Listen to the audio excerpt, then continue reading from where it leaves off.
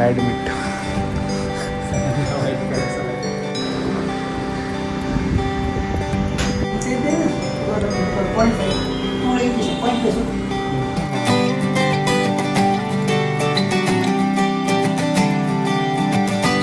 तर जय श्रीराम पब्लिक, स्वागत आहे तुमचं आपल्या एका नवीन ब्लॉगमध्ये.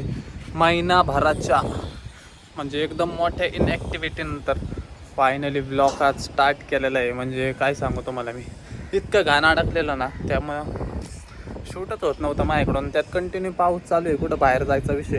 ट्रेकिंगला जावं म्हणलं तर लोक गपागप मारायला लागल्यात आणि आपलं नशीब इतकं गांडू की कुठं गेलं आणि कुठं नाही झाला, असं कधीच होत नाही. त्यामुळे काय केलं म्हणलं, बुद्धीला आणि शरीराला ताण देऊन उपयोग नाही.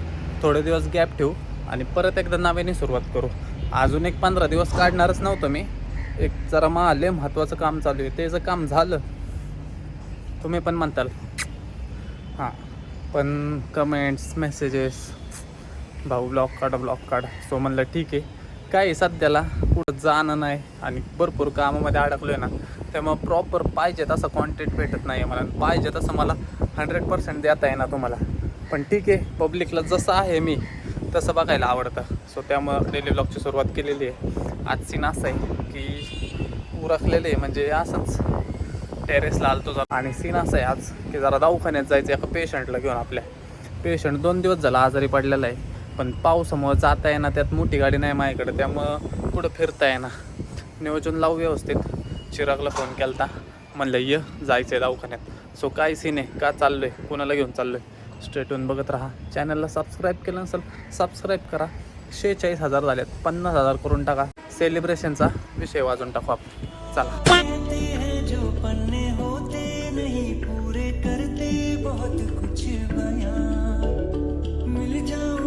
तुझसे फिर उन किताबों में हो जहाँ जिक्र तेरा.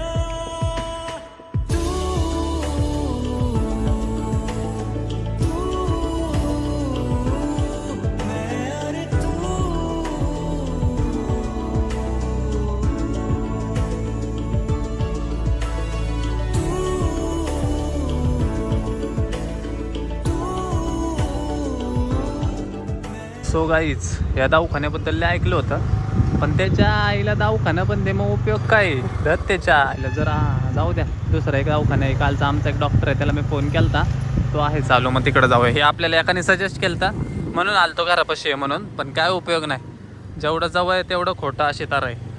तर जाऊ दे, तुम्हाला अंदाज आलाच असेल पेशंट कोण आहे. काय ह्यो पेशंट आहे, वर बघ एकदा हाय कर. ह्यो पेशंट आहे, कसं कॉमचलं बघा. काय झालंय ते तर मला दवाखान्यात गेल्यावर सांगतो.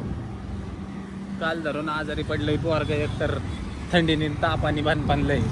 पाऊस जास्त झाला ना म्हणून जरा थंडी वाजली त्याला, बाकी काय नाही. सो आता अजून एक क्लिनिक आहे जवळ 2-3 किलोमीटरवर आहे. त्यांना फोन केला होता, ते म्हणले या आहे. सो आता जाऊ तिकडं.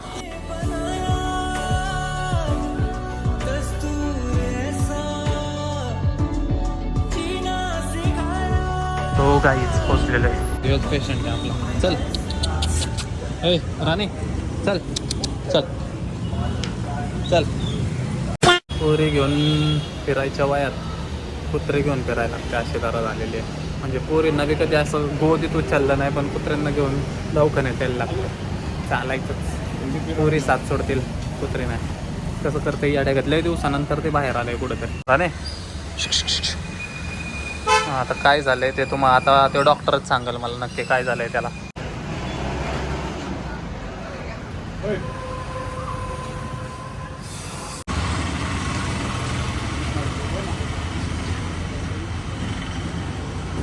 घेऊन टाका असले बेड बोलून.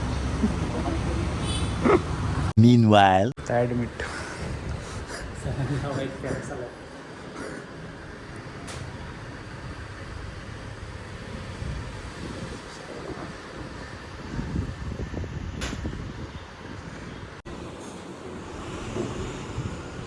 बाकी फाईट द्यायचे सर दोन्ही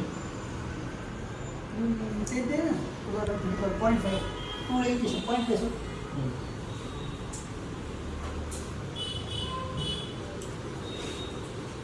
त्यांची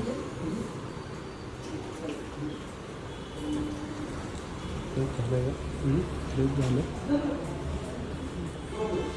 आता काय करत नाही, आता लय वाहणार आहे. A few moments later. So guys चला निघालोय दवाखान्यातून, झालंय ऑपरेशन सक्सेसफुल. उभ्या जिंदगीत मी दवाखान्यात गेलो 400 रुपयाचे बिल नाही व्हायचं रे, कुत्र्यांचं बिल लय होतं. आणि चालायचंच का आता पहिलेला घरी सोडतो, मग हिच्या गोळ्या औषधं येत, परत सिरप लय काय काय त्याच्या आईला अवघडच काम आहे. चालायचं चला, किती 2-2.5 तास झालं. असला तर दिलं ना, काय सांगू तुम्हाला, चालायचंच. तर चला जाऊया लवकर घरी. बसलंय शांत आता. बघून आहे आता हिला घरी सोडतो, त्याच्या गोळ्या औषधं घेऊन येतो आणि मग फ्रेश होतो जरा, आणि मग नियोजन बघू पुढचं. A few moments later. So guys cut to direct संध्याकाळी. महिना झालं ब्लॉग काढत नाही ना, म्हणून लक्षातच नाही की नाही का आपण ब्लॉग काढतोय. मला लक्षातच नाही ब्लॉग शूट करायचं, तसंच हुंदडत होतो मी. पण ठीक आहे. सो सीन असं आहे की आपल्या राणीला हॉस्पिटलमध्ये मधून आणलं, पण मेडिसिन आणायचंच राहिल्या. सो आता मेडिसिन पण येतं. अरे खोटं नाही सांगत, मला जर ताप फेप आला ना, काय झालं ना, आले त्याला 300 रुपये 400 रुपये बिल होतं रे. कुत्र्यांचं बिल एवढं महाग होतं, लय दिवसांनी कळलं मला. कारण आमच्या कुत्र्याचं कसं सीन आहे, गावठी लगेच काय झालं की आपोआप नेट होतं. हो ते दवाखान्यात फेवखान्यात न्यायची सवयच नाही तिला, ते आपोआप नेट होणारे कुत्रे आहेत. पण ह्यावेळेस काय म्हणलं, कान सुजलंय म्हणून म्हणलं चला जावं. सो झाली त्याची ट्रीटमेंट, फक्त आता मेडिसिन्स आणि ते आणायचं राहिलेलं आहे. सो आता संध्याकाळी निघालेलो आहे, ते घेऊन येतो आणि मग सिटीत जायचं नियोजन बघू कसं काय. आता काही ब्लॉग स्टार्ट केलं आहे म्हणजे मग तुम्हाला कळेल आता लाईफस्टाईल परत पहिल्यापासून. बघत राहा चला. आणि एक सीन असा आहे, ह्या रोडला आल्यानंतर मला जरा लक्षात आलं, एक 15-20 दिवसापूर्वी आहे ना, माझे पुमाच्या चपलीचं सोल निघालेलं. इथं मी एका पोराकडून चिटकून घेतलेलं, पण त्याच्याकडे UPI नसल्यामुळं मी पैसेच दिले नाही त्याला म्हणलं ते येतो नंतर येता जाता. आता त्या गोष्टीचं झाले 15-20 दिवस झाले असेल. आज ह्या रोडला आणि इकडे येणंच नाही ना माझं, आजल्या दिवसाने आलो आहे. पहिलं त्याचं पैसे देऊन टाकतो, 30 रुपये येतले बी नाही.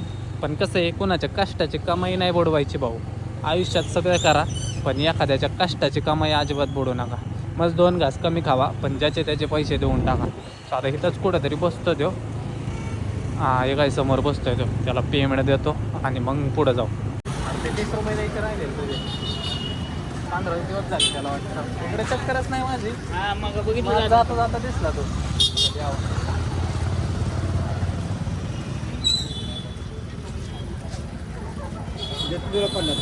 बरोबर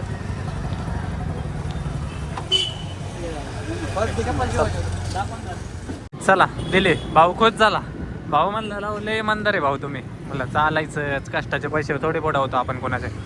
सो गाईज अंधार झाला आणि हे 2 जण बघा आम्ही काय शोधतोय माहिती का, पेटचं मेडिकल शोधतोय, कुत्र्यांचं मेडिकल. म्हणजे कुत्र्यांचे मेडिसिन जिथं भेटतील ते शोधतोय.